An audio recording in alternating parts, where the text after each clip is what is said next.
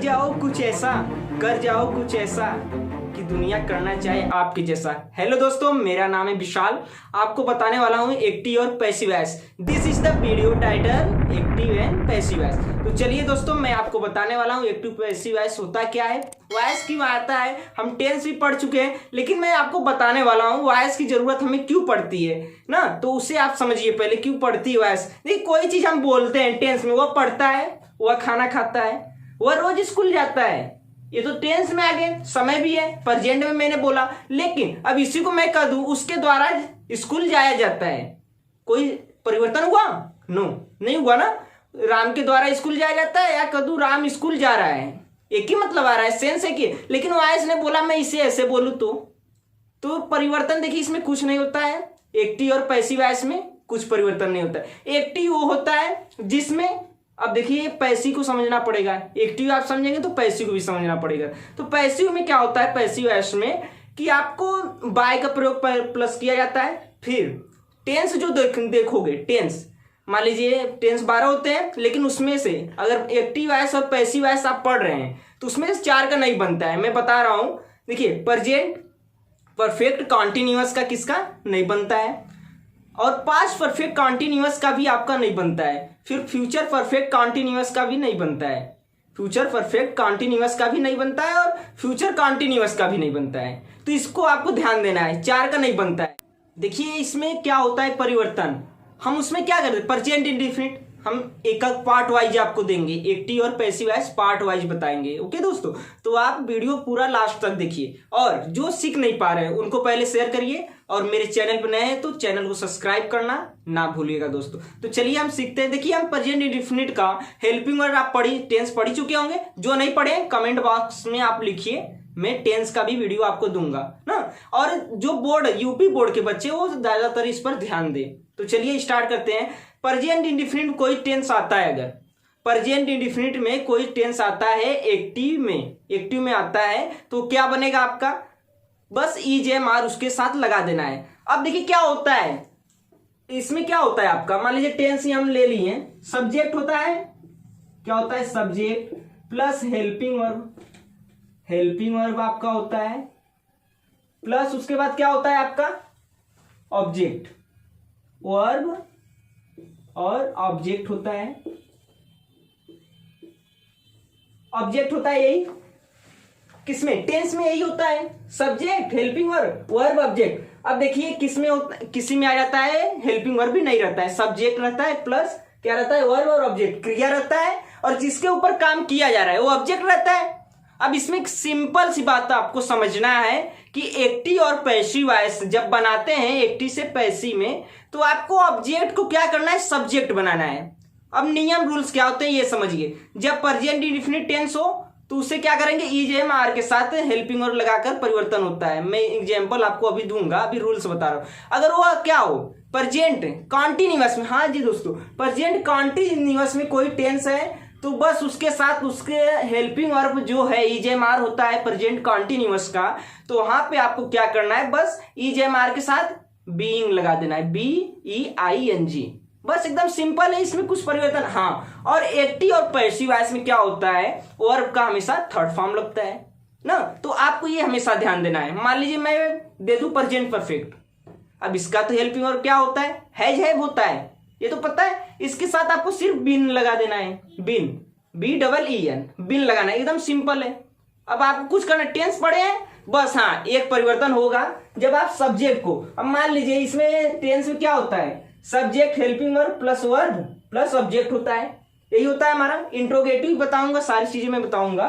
तो इसमें क्या करना है आपको, एक्टिव से पैसिव वॉइस बनाते वक्त जो सेंटेंस आपको दिया रहेगा ऑब्जेक्ट उसका क्या कर देंगे, ऑब्जेक्ट का क्या बना देंगे आप, सब्जेक्ट, ऑब्जेक्ट को क्या बना देंगे आप, सब्जेक्ट बना देंगे, प्लस हेल्पिंग वर्ब। अब मान लीजिए हेल्पिंग वर्ब कोई भी दे दिया हो, अगर नहीं दिया है तो वो जान लीजिए प्रेजेंट इंडेफिनिट टेंस होगा, तो EJMR उसके साथ लगेगा ना। अगर मान लीजिए प्रेजेंट टेंस दे दिया हो तो उसके साथ बीइंग लग जाएगा ना, हेल्पिंग वर्ब प्लस फिर उसके बाद क्या है, वर्ब जो क्रिया है, लेकिन यहाँ पे वर्ब का क्या लग जाएगा आपका, थर्ड फॉर्म लग जाएगा। ओके, फिर उसके बाद क्या आएगा आपका सब्जेक्ट का क्या कर देंगे आप, ऑब्जेक्ट बना देंगे, ऑब्जेक्ट।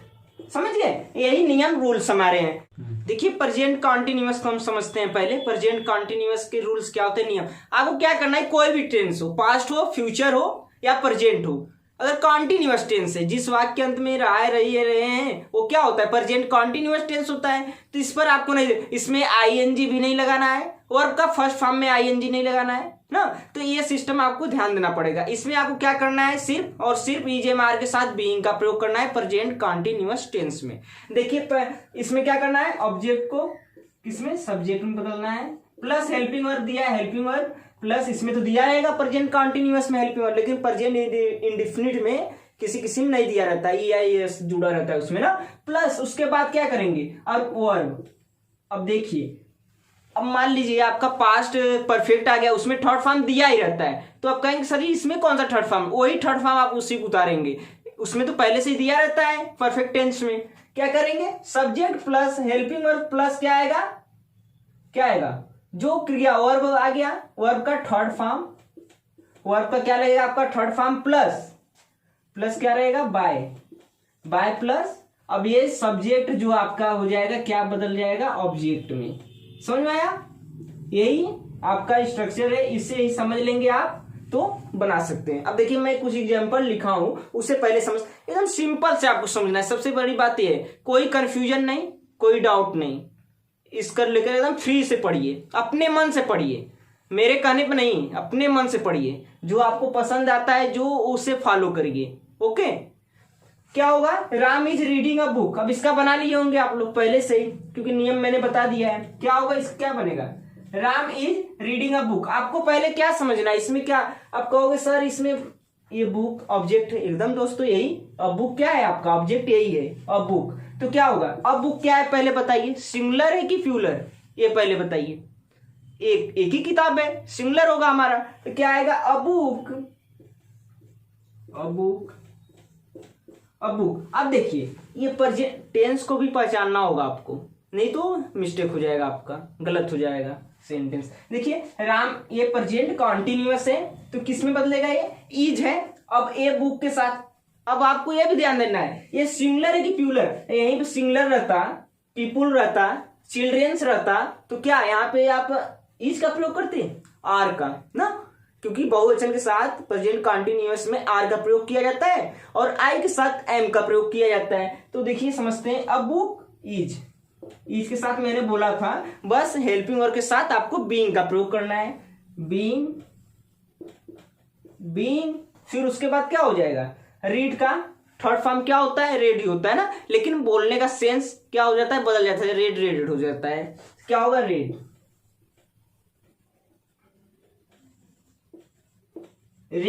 फिर उसके बाद क्या हो जाएगा, किसके द्वारा पढ़ा जाता है, बाय है ना, प्लस बाय, किसके द्वारा पढ़ा जा रहा है दोस्तों, प्लस किसके द्वारा पढ़ा जा रहा है बताइए, ऑब्जेक्ट। इसमें सब्जेक्ट, ये तो इसका सब्जेक्ट होगा, और पैसिव वॉइस का सब्जेक्ट कैसे होगा, कौन सा होगा बताइए, उसका ऑब्जेक्ट कौन, प्रेजेंट कॉन्टिन्यूअस टेंस का ऑब्जेक्ट क्या है, अब बुक है, तो यही आपका पैसिव वॉइस का सब्जेक्ट हो जाता है। ओके, समझ में आया। और देखिए समझ लीजिए, इसमें सब्जेक्ट ऑब्जेक्ट का जो कंसेप्ट होता है, आप जब किसी को बनाते हो, मान लीजिए यहाँ पे ही रहता, तो यहाँ पे ही नहीं लिखते, बाय ही नहीं लिखते, यहाँ पे मान लीजिए राम है तो मैं राम लिख दे रहा हूं, राम लिख दिए, लेकिन यहाँ पे ही रहता, दे रहता, वी रहता, तो यहाँ पे दूसरा चीज लिखता है, मतलब कि उसका ऑब्जेक्ट उल्टा ना, ऑब्जेक्ट मतलब क्या होता है, उल्टा होता है ना। अब हम बदल रहे हैं इसमें, ऑब्जेक्ट मतलब उसी भाषा को, Ram is reading a book, Ram एक किताब पढ़ रहा है, अब इसी भाषा को मैंने ऑब्जेक्ट में, ऑब्जेक्ट को सब्जेक्ट बनाकर दूसरे शब्दों में परिवर्तित कर दिया।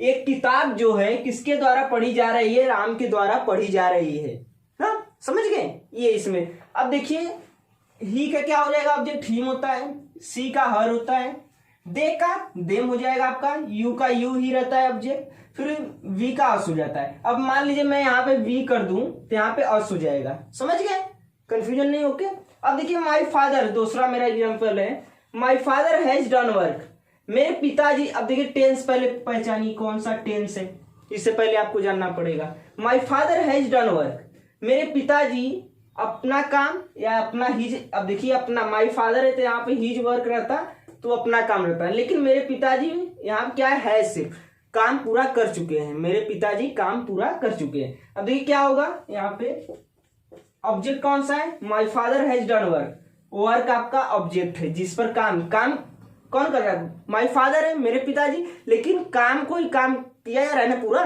काम पर मतलब वर्क पर ही आपका प्रभाव हो रहा है, दबाव हो रहा है, तो ऑब्जेक्ट यही होता है जिस पर काम किया जाता है। क्या होगा, द वर्क।